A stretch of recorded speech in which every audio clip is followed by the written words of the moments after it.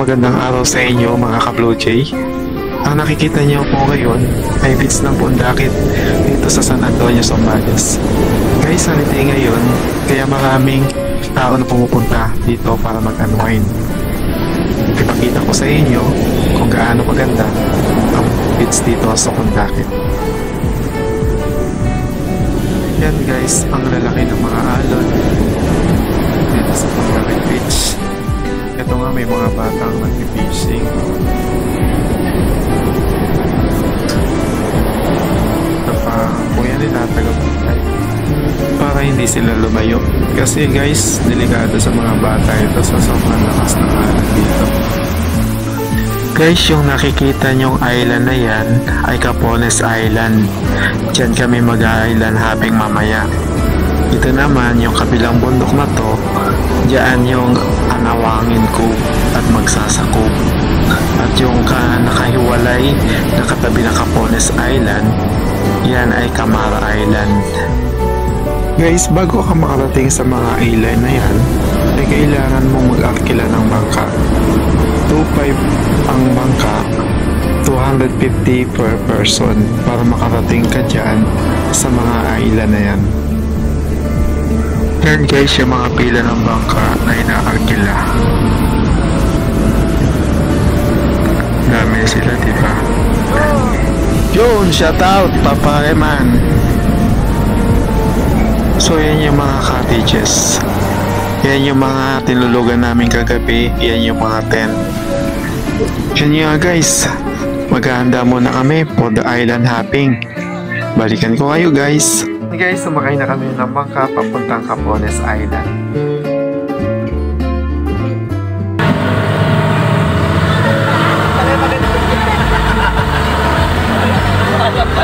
Mali pala, alam ko dito. At yan nga guys, nandito na kami sa Capones Island. Ang ganda. Puting-puti ang buhangin, alaborakay ang dating. Ang linaw ng tubig. Pala matatagpuan ang lighthouse dito sa likod ng bundok na to. Ayun nga guys, nagsibabaan na kami. Pumesta na kami sa mga papatong lugar para mag-post, magpako ng picture. Yan ang mga post ko pag Instagram. At ito ang aking grupo. Kanya-kanya ng post. Lakas kasi ng alon dito guys. Ito sa ilalim na ako ng bato nagtago. Ito pa ang mga post namin.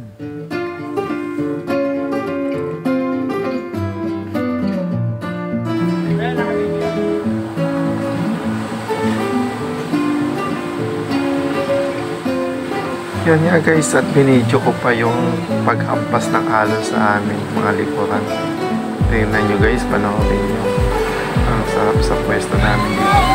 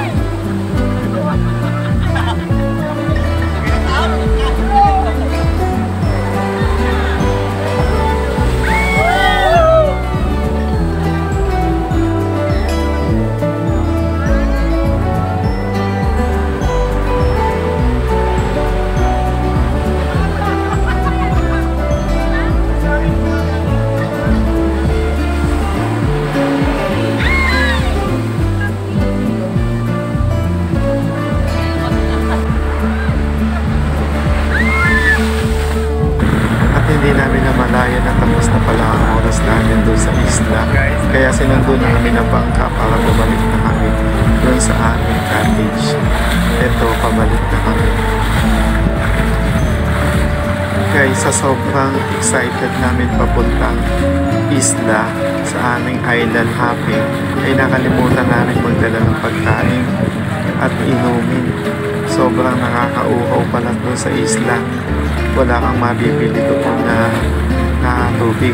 Pero may nagtitinda ng ice drop kaso napakamahal ng isa. halos 5 times ang presyo. At eto na nga kami, malapit na kami sa Pangpang. Ayan, pababa na kami. Yan guys, pakita ko lang yung mga picture namin na aming grupo, ang Honda Click Eagles Riders Club Bulacan Chapter. At dito nagtatapos ang aking video. Maraming salamat sa inyong panonood. At shoutout nga pala sa aking mga kagrupo, ang Honda Click Eagles Riders Club. Mabuhay po ang ating grupo. Maraming salamat guys. Thank you for watching.